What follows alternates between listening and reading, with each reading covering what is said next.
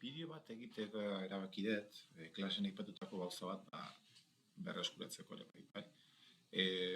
Bakoitzaren ikasketa prozesuan oso interesgarria da norberak bisitatzen dituen web orrialdeak, dauzkan edukiak edo modu ordenatu batean gordetzea. Hau da, nik ikasketa bat egiten balin badet, nik bilaketa batzuk egiten balin baditut, nik kurazio bat egiten badet, hau da, badakit zein web orrialde dian niretzako baliagarriak bilatu eta erabili ditu dalako, gero informazio hori ez galtzea, hau da, eskura izatea web orrialde horiek beti banaka egon beharrean bat eta bestearen bila. Vale? Orduan, batzuk, badaukazue teknika bat, badala hemen nik web orrialde batzukin badaukaten bezala, hemen dauzkat gauzarik orokorrenak, ez da, nik egunera betzen dituzten web orrialdeak, dauzkat jarrita, Lastermarken tresna barra. Ni Lastermarken tresna barra asko gustatzen zait, erabiltzen dut, eta nire nabigatzaile ezberdinetan txertatzen dut. Gainera, batetik bestera importatze badaukat, eta ohitura daukat erabiltzeko. Baina, bueno, zer gertatzen da, horrek erosotasuna ere ez digula ematen, ezin digula makina guztietan beti importatzen da esportatzen aritu. Agian, beste sistema batzuk erabiltzea hobea dela. Orduan, ikasgai honetan, erronka honetan barkatu, nahi duguna da, ja astea praktikatzen horrekin. Hau da, guk erabiltzen baditugula baliabide batzuk, ikasgelarako balio izan digutenak, horiek modu ordenatu batean gordetzea. Horregatikan, modu egoki bat, izan daiteke eta bat arkaikoena izango litzateke, ez dakit, nik uekoitzairu schools erabili baldin badet, baliabide bezala, gordetzea nire dokumentu batian, dokumentu garbi batean, hemen beste bilera batetako informazioa, dokumentu batian, esteka. Bigarren erronka. Hemen, gutxienez, nik jutea, deskripzio baten bidez, marka lengoietarako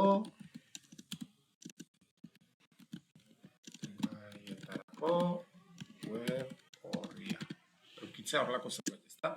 Elementu estatiko bat, dokumentu bat, dauzkana esteka ezberdinak, eta nik hemendikan alko nuke hartu eta kontrol eta aplikatuz jutea horrelako web orrialde ezberdinetara. Da modu bat, gordetzeko informazioa, eukitzeko gure plataforma informazioarekin ondo ordenatuta. Ikusten dezuena da, bai, hau egin dezakegu eskuz, baina modu askoz ere eraginkorragoak badaude. Askok esaten dezu, erabiltzen dituzuela Google-eko laster markatarako teknika bat o programa bat. Bueno, programa hori ziurrenik oso ondo gongo da, eta erabiltzen baldin badezue, eta bertan gordetzen baldin badezu informazio guztia nahiko nuke niri erakustea. Ez baldin badezu erabiltzen eta teknika hauek ez baldin badituzue menperatzen, nik emango dizkizuet beste pare bat aukera. Emango ikusiko ditugu bi erraminta hau honetan, lan honetan laguntzen digutenak, direla Simbalu eta Tagpacker. Klasen ikusi genituen, beste batzuk badaude papali eta horrelakoak, baina ni papaliekin pixka bat liatu naiz eta iruditu zait ez dela hain eraginkorra. Orduan, fijatuko gana da, lehenbizi, Tagpackerrekin fijatuko gara. Zer egiten du Tagpackerrek? Egingo detena da, hasteko sartu ingo naiz nire Tagpackerreko kontuan, eta sartuko naiz Google-eko kontu bati daukat asoziatuta, eta Tagpackerrek ja badauzka lehendikan hemen zenbait esteka jarriak. Gordetzen duten oro, hemen ukikoen nire kontuan beti. Ikusten dut, daukatela aukera, adibidez, nik balin badaukat lanerako etiketa, egia da, daukat konfiguratzereko, bai sareakekin eta bai lanerako etiketa jartzen detenean, beti agertzen zait, programa berdina. Imaginatu, leheno, beste bideo baten agertutan bezalaxe, badaukatzen DHCP, instalatu Ubuntu. Hori da. Ubuntu nola instalatzen da. Erabiletela ubuntu.comen daukaten tutorial hau, egiteko konfigurazio bat. Oso interesgarria ditu zait, eta hori gogoratzen ari dut. Hau nahiko nuke hemen hauekin batera. Egin alko nukena da, gehitu, hemen honekin,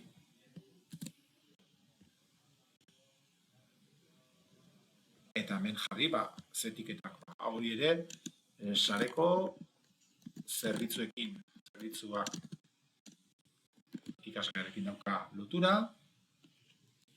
nahi da baita ere lotu lanerako etiketa horrekin, baita ere lotu nahi dut beste etiketaren batekin, deitzen diot ezakit, barne zerbitzuak. Gero nik etorkizunean azkarrago aurkitzeko, bale?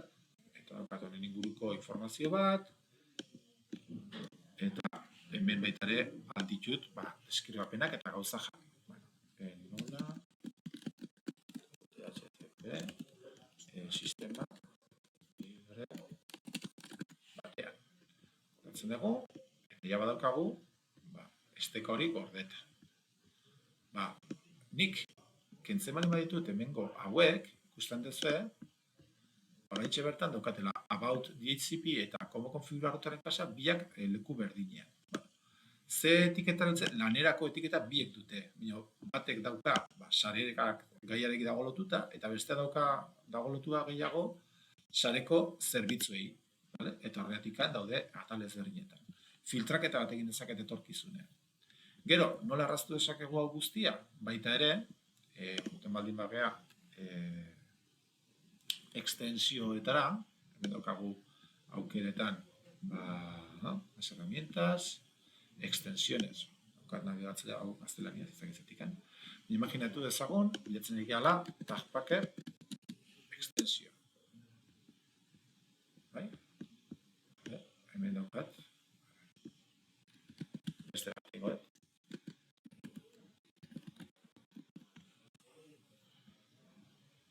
Joten naiz hemen zuzenean ona, eta esate Tagpacker honek lakorde kromen, añadir extensión, egiten dut, eta listo. Daukat hemen, eta nahi dut gaina inguratu, beti eskura eukitzeko.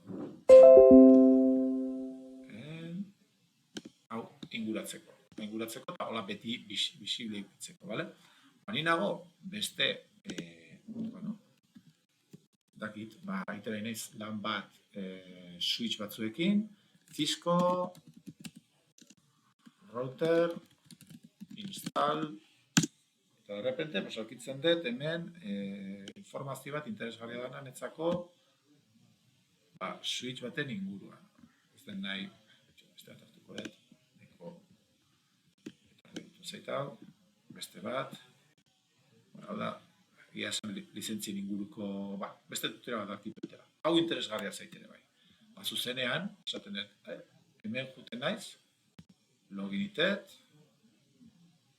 eta imaginatzen dugu hemen nagola. Ez da gizatikan, guain etatzen dut zeitau, sartuta nago.